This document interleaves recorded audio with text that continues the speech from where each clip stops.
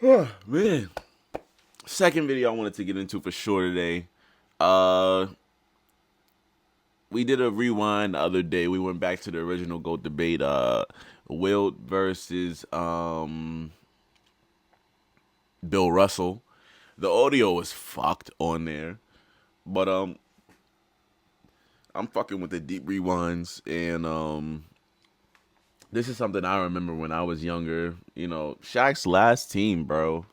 Like Shaq on the Boston Celtics, y'all. Like we talking about great bigs at the in their prime. Let's see a great big man on his in his downfall, I guess. You know, out of his prime.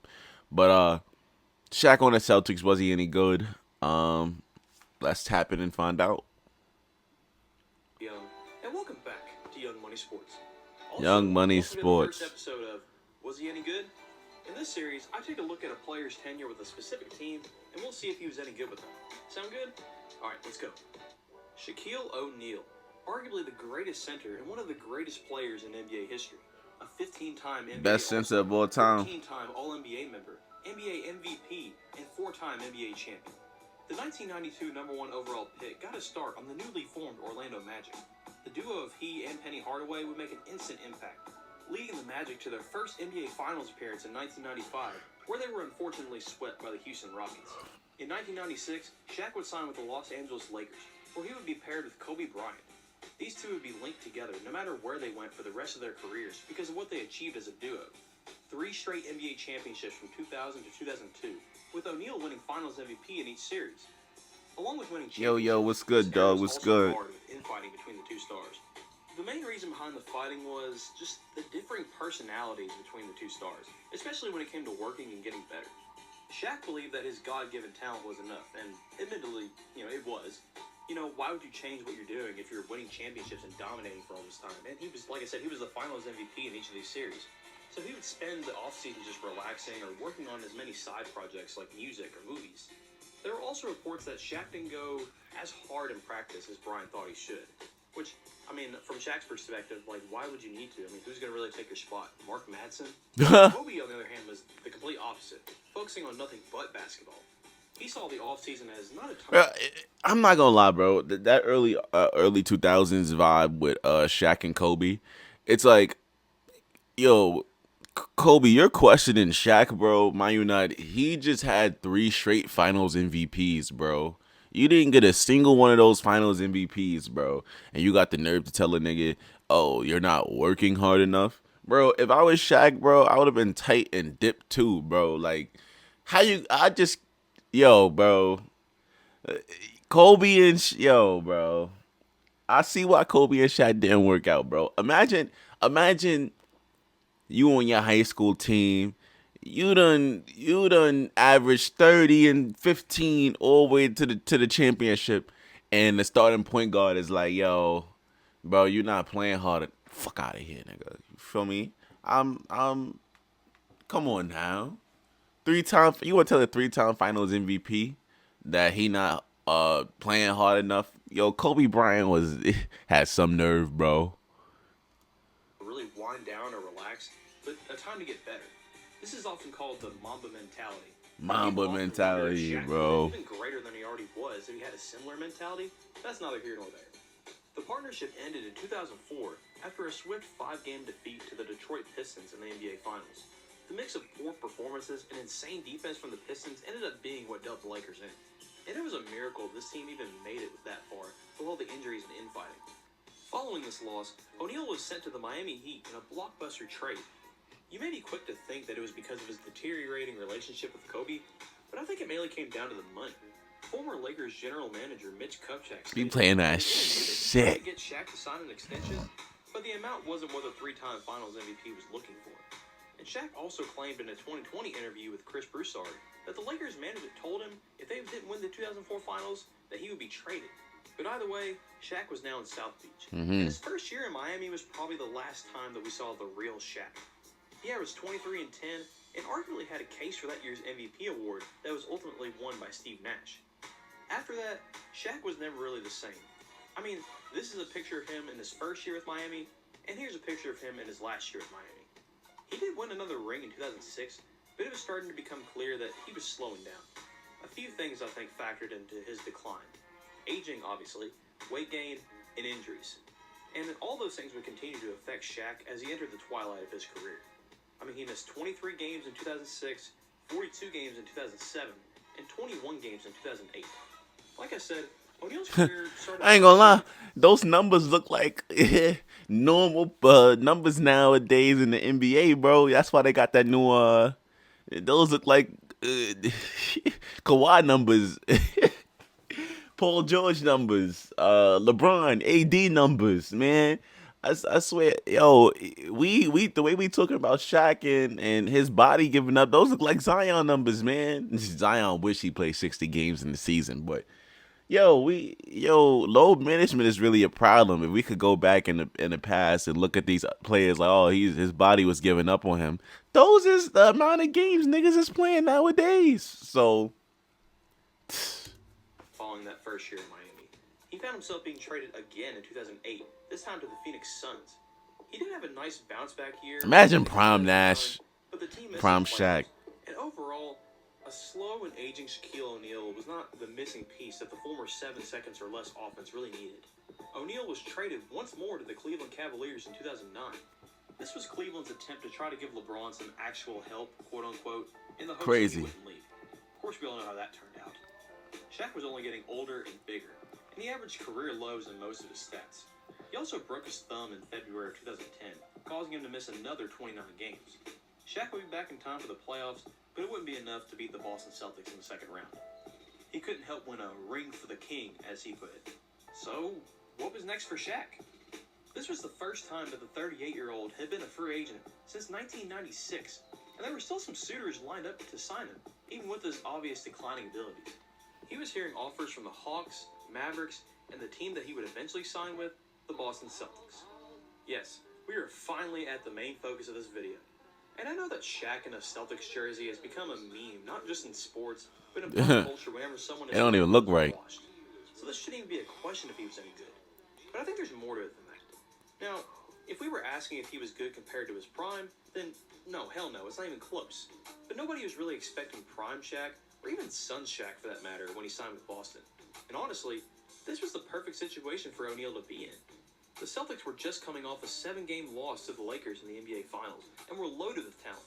They were 3 years into the Big Three era, and Rajon Rondo was starting to cement himself as one of the best point guards in the league. Yo, imagine prime Shaq, prime Rondo. Third, or even fourth option on this team. He could be a decent support piece and capture his 5th NBA championship. And of course, that was likely the main reason that he signed with Boston. He was always a competitor, of course, but this 5th ring seemed to be the most important. This was all because of his old friend turned rival Kobe Bryant. See, after the Kobe and Shaq era ended in LA, the Lakers were a bit directionless, just having Kobe and nobody else that could even come close to filling Garbage. That changed in 2008, when Kobe finally got another quality running mate in Pau Gasol. This duo was able to make 3 straight NBA Finals appearances, winning back-to-back titles in 2009 and 2010. Shaq took that 2010 title win to heart, in the wrong way. He congratulated Kobe on Twitter, but was actually furious, trashing his house as a result. Why do that? Because this was Bryant's 5th title, giving him one more ring than Shaq. You still got more Finals MVPs, big fella. After watching Shaq on Inside the NBA for the last decade plus, is that he's insecure about a lot of things, and the ring count has to probably be up there as the top one. It really didn't help the situation either when Kobe poured more salt in the wound with his comment to the media after Game 7. Just got one more than Shaq.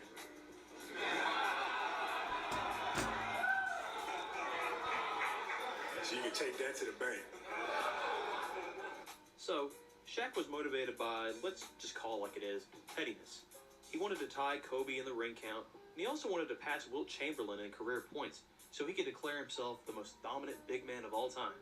Both of which seemed pretty feasible, even with O'Neal's recent injury history and the formation of the Big Three in Miami.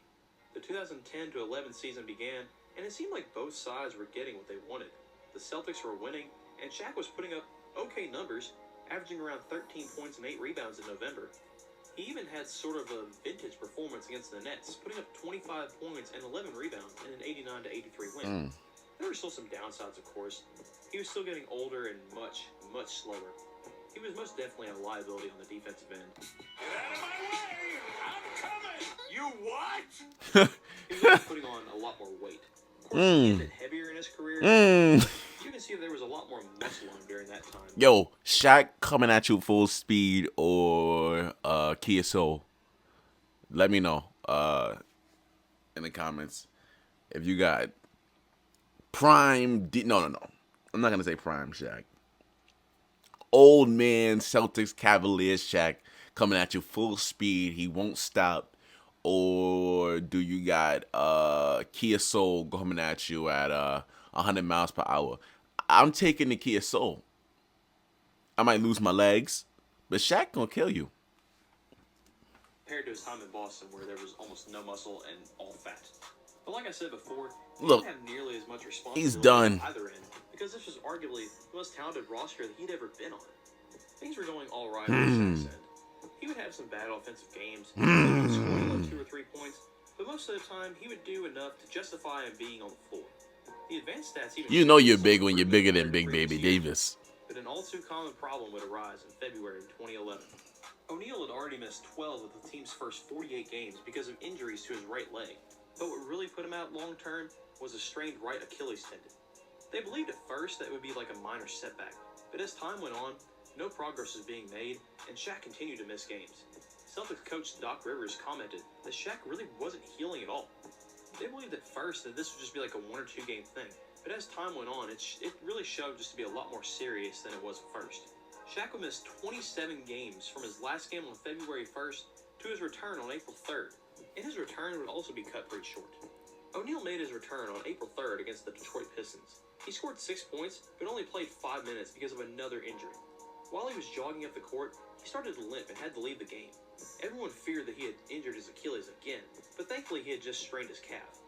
This was an injury that Shaq suffered early on in the year and caused him to miss about 4 games. Now there was just the problem of keeping O'Neal healthy. He was so fragile, like they had to treat him basically like a Fabergé egg. Shaq missed the rest of the regular season and the entire first round of the 2011 NBA playoffs.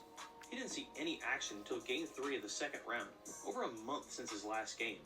At this point, he was put into more of a reserve role, coming off the bench and scoring what would be his final NBA basket in a 97-81 win over the Miami Heat. He only played 8 minutes in that game. It also looked like he re-aggravated an ankle injury on that last basket. Game 4 is probably what most people have seen when it comes to Shaq's time at Boston, as it was his final game of his career. It showed how far this legend had fallen from his previous glory. He was even slower than he was before. There was no threat of him doing anything on offense, and the only stats that he recorded in his 4 minutes were 2 fouls. Word. It just looked lost out there. And it's crazy to see that over half of the video of Shaq's final game is him on the bench or just looking at the court. Prior to Game 5, it was announced that Shaq's right leg injuries had put him out for not only the game, but the season. And it was speculated at the time that this would be the end of his career. The Celtics lost to the Miami Heat in 5 games, denying Shaq the chance to tie Kobe in the ring count. Shaq still had a year left on his contract and could have came back to try to win one more with Boston, but the injuries had definitely taken their toll by this point.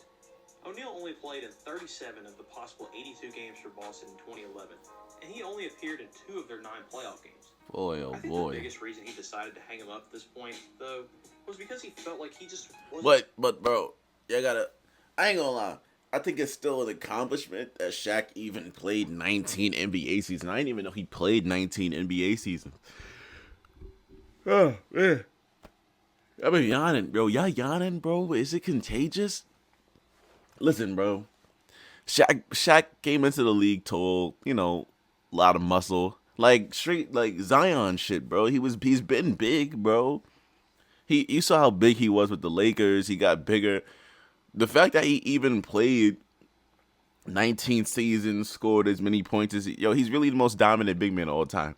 Take Wilt, take Bill, take Kareem. I don't care. Done with the 60s, done with the 50s, done with the 70s. Don't care about none of that, bro. Shaq is really a dog, bro. 3 straight Finals MVPs on all that weight, bro. I don't care. I don't care if his career ended on playing like this on the Boston Celtics, bro. He was a dog his whole career. Die anymore. In a 2024 podcast interview with JJ Redick, Shaq talks about how he felt like he just wasn't Shaq anymore. Not being him. But you didn't feel like you were him? No. Him him is 28, 10. Fucking averaged 9 points in Boston. I felt like I was robbing the people. And then when you read it, like, I'm the type when I read it, I see if there's some truth in the criticism. Shaq's not Shaq anymore. I have to accept it. Like, when you start fucking doing this to get a fucking dunk. And the crazy thing is, I was dominant for so long, I never even thought about the, hey, one day it's gonna be gone process. And that shit was starting to go. So that was, I'm not him anymore. That right there killed me. And I think that's something that a lot of athletes can relate to, especially in the professional world. When you're doing your thing and you're on top, the last thing you really want to think about is a future where all that is just gone. You want to live in the moment and take it all in. But then that future becomes So the present, dog. and it can hit you like a ton of bricks, like what happened to Shaq. So, to answer the question, Shaq in Boston, was he any good? I think in spite of what I said earlier, I'm still going to have to say no. And it mainly comes down to all the injuries. No shit. Because on the court, he wasn't as bad as you'd think. I mean, for a 39-year-old guy with a lengthy injury list, putting up 9 points and 5 rebounds in 20 minutes... That's not bad. He better than Kwame Brown. A whole lot worse. I think if he had played like 60 or more games with those numbers, then the picture of him in a Celtics jersey would be just more weird and not really like a meme like it is right now. And I think Shaq feels the same way.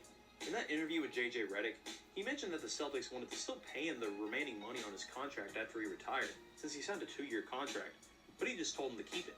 He has apologized to the organization and the fans multiple times because he felt like he just let them down. He believes that if he didn't get hurt, then the Celtics could have made a run to the finals. No. Which, I'll leave that up to y'all to decide. No. What did you guys think of Shaq in Boston? Who else would you like to see on? Was he any good? Let me know in the comments. Anyway, like and subscribe if you enjoyed this video. Thanks for watching, and I'll catch y'all later. I love the confidence, Shaq, but no. Yo, that's all for today's stream. Honestly, Nova Knicks, man, and bad Shaq. If you guys like what you see, I'm gonna be streaming more often. I'll post a link online when I start streaming. Monday, Tuesdays is looking like nice stream days. As well as I'm doing Twitch Saturdays where I'll be on the game. GTA, Fortnite, 2K, whatever I'm feeling at the moment, I'll be on. Also subscribe to the YouTube.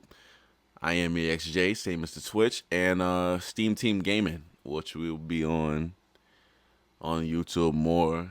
And it's been a vibe, y'all. Thank you for enjoying breakfast and watching these YouTube videos with me. And until next time, we will definitely be back.